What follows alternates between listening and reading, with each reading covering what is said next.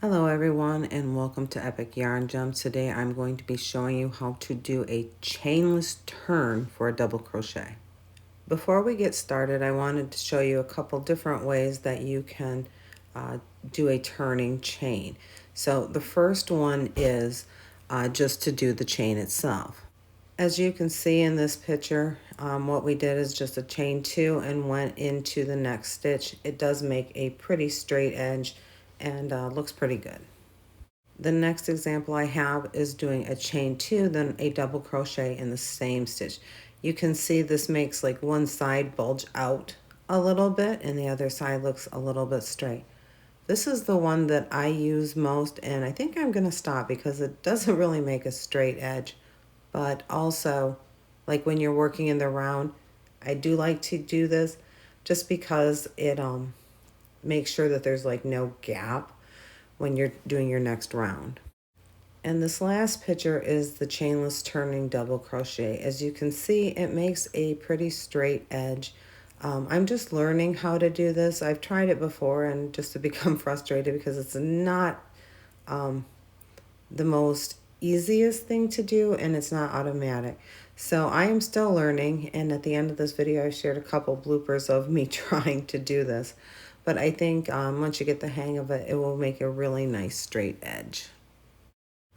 All right, so let's get started. So we finished our row and we're going to turn our work like we normally would. After we turn our work, we are going to pull the loop on our hook up a little bit, probably just a little bit the height of a double crochet, and we're going to hold that on our hook. Then we're going to wrap it around, and you can see that makes a bit of like looks like it has 2 loops on the hook. Then we're going to take our loop going through the front and going under that first V, and we're going to go right underneath there. We're going to pull up a loop and we're going to go through that first V, and then what we're going to do is we're going to go under that little twist that we made that looks like a stitch. Now this is the part that can be a little tricky. It takes a little coordination and a little bit of practice.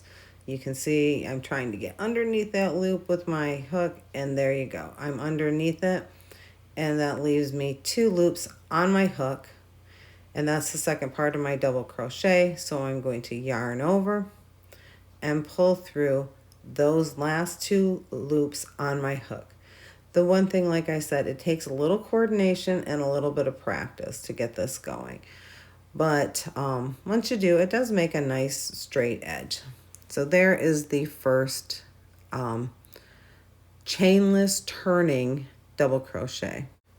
So going to speed things up here a little bit. Hopefully I won't make you have motion sickness. But we're going to do that row of double crochets. You're going to go directly into the stitch after that turning chain. That does make a, it makes it look like it has just a straight double crochet right in that stitch. So as we're finishing up this row, we're going to look for that last double crochet. It does tilt a little to the side, but you are going to go under both V's like you normally would for any double crochet. And then yarn over, pull up a loop, and finish your double crochet. When you do this, it straightens that out a little bit and makes a nice straight edge. So let's take a look one more time at how to do the chainless turn. We're going to turn our work, pull that loop up a little bit, wrap it around our hook. Looks like we have 2 loops on our hook. Yarn over, go under the V, pull that strand through the V, and then underneath that twist. Like I said, take some time and coordination, but hey, we're all learning, right? And then yarn over and finish out your double crochet with those last 2 loops on your hook. Then you're just going to go into the next stitch with a double crochet and work across the row. So one last time, here's the end. You're going to find that very last V, and you're just going to do a normal double crochet like you would. And the best way for me to figure this out is to count how many double crochets I have to make sure that I'm not adding or losing a stitch each row. Going to show you one last time. So we turn, we pull up that yarn loop, wrap it around our hook, go underneath the V, yarn over, pull it through the V, underneath the twist, yarn over, and pull through the last stitches. I think one of the big keys to this is holding that loop on your hook. Thank you for all spending some time with me today. As always, peace, love, and happiness to you all. Like I said, we are all learners and we are going to make mistakes. So at the end of this video, I added a couple little bloopers of me trying to do this stitch. So if you have some time, take a look. You can see you're not the only one that doesn't get it on the first try. So enjoy the rest of your day. Take care.